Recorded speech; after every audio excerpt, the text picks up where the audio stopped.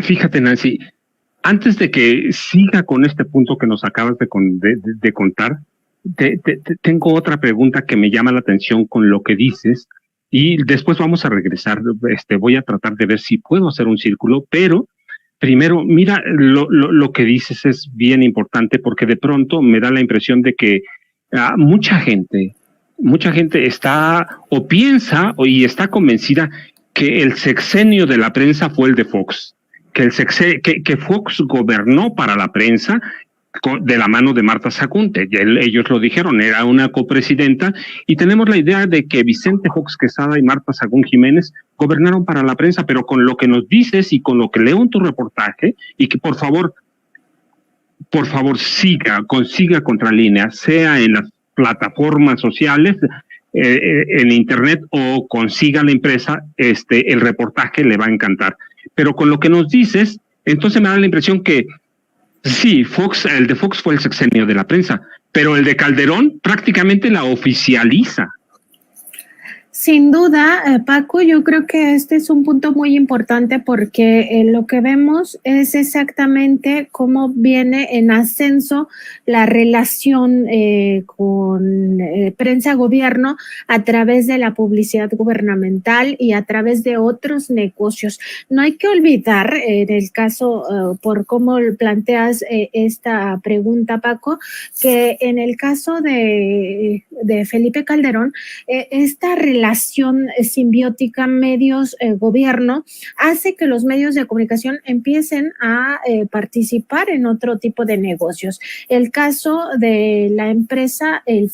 Financiero, de este periódico especializado en sector económico financiero, es muy emblemático porque se mete al negocio de las cárceles. Es caso al que el presidente López Obrador se refiere con mucha frecuencia de qué hacían los medios de comunicación en el tema de las cárceles cuando se privatiza todo el sector de los reclusorios, y es precisamente el diario El Financiero, su empresa, la que participa en este negocio. Y así como el caso de esta empresa mediática, pues hay muchos otros. Es decir, no solo estaba el negocio en la bolsa de la publicidad gubernamental, que ya por sí era bastante, sino además en otro tipo de negocios que les iban dando mucha rentabilidad a estos corporativos y al mismo tiempo mucha influencia. O sea, es que son al final estos medios de comunicación utilizados como medios de presionar al gobierno para obtener beneficios económicos, y les resultaba muy bien. Y en el caso de Calderón, además tuvieron un empalme, en el sentido de que incluso ya abiertamente firman algo que es contrario a la esencia del periodismo, o sea, dejar de informar un tema que es fundamental para la sociedad en un momento crítico, en el sentido de que ya estábamos metidos en una crisis humanitaria como lo fue la guerra contra el narcotráfico. Ellos firman este acuerdo en 2011 para dejar de informar sobre la inseguridad y sobre todo sobre la violencia, bajo el argumento de que no iban a hacer apología del delito. Bueno, ahora vemos exactamente todo lo contrario. Cada noticiario sobre todo en televisión, pero también en radio, pues nos dan así los pormenores de cada asesinato que ocurre en el país, porque ahora no solo hacen apología del delito, sino lo que quieren es infundir miedo para generar una idea de que estamos peor que antes, peor que en el sexenio de Calderón. ¿Cómo podríamos comparar una cosa y la otra si en un sexenio guardaron silencio, un sexenio de muerte, de violaciones graves a los derechos humanos? Ellos mismos pactaron, ellos firmaron ese acuerdo para silenciarse, para censurarse, algo que es contrario a esta idea de que el periodismo es una herramienta para ejercer el derecho humano a saber. Y ahora pues tenemos lo contrario, una exacerbación de la violencia, es decir, ellos mismos atizando a estas conductas, y además otra vez, porque todo hay que repetir repetirlo, lo están repite y repite y repite para que creamos que estamos en un escenario distinto. Pues no hay manera de comparar una cosa con la otra porque ellos guardaron silencio en el pasado y ahora exacerban lo que sí está ocurriendo en el país. Entonces me parece a mí que hubo una connivencia total,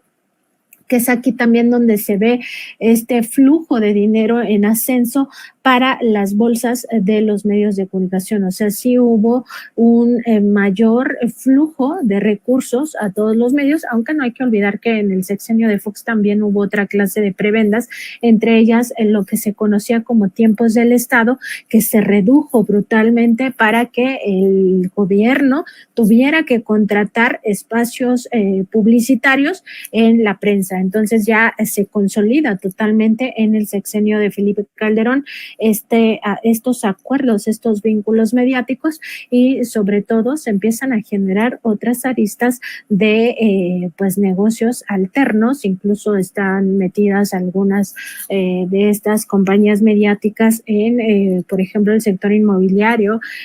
todo el tema de carreteras, en fin, o sea, es que hicieron un gran negocio, fue un gran lucro en aquel momento.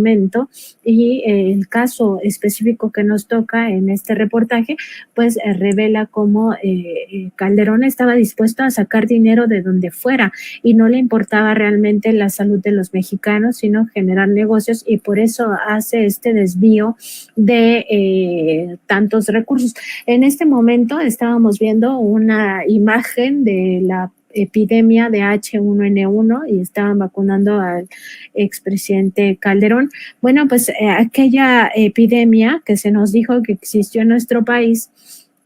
pues justo era un detonante para que hubieran consolidado al sistema sanitario. En vez de eso, lo que hicieron es extraer recursos. ¿Y por qué era tan fundamental el hecho de que este dinero saliera de salud? Porque en el caso de la Secretaría de Salud tiene un tratamiento distinto a lo que ocurre con otras áreas gubernamentales, sobre todo en época de elecciones. ¿Qué pasa con el tema de salud? Como es un tema sanitario, es un tema que se tiene que informar de forma permanente, entonces la veda electoral que aplica para otras campañas de propaganda gubernamental o campañas de información gubernamental se frenan porque no tienen digamos,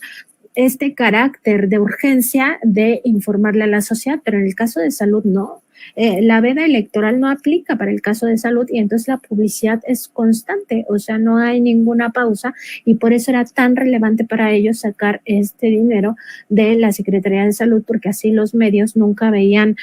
cortado el flujo de recursos multimillonarios.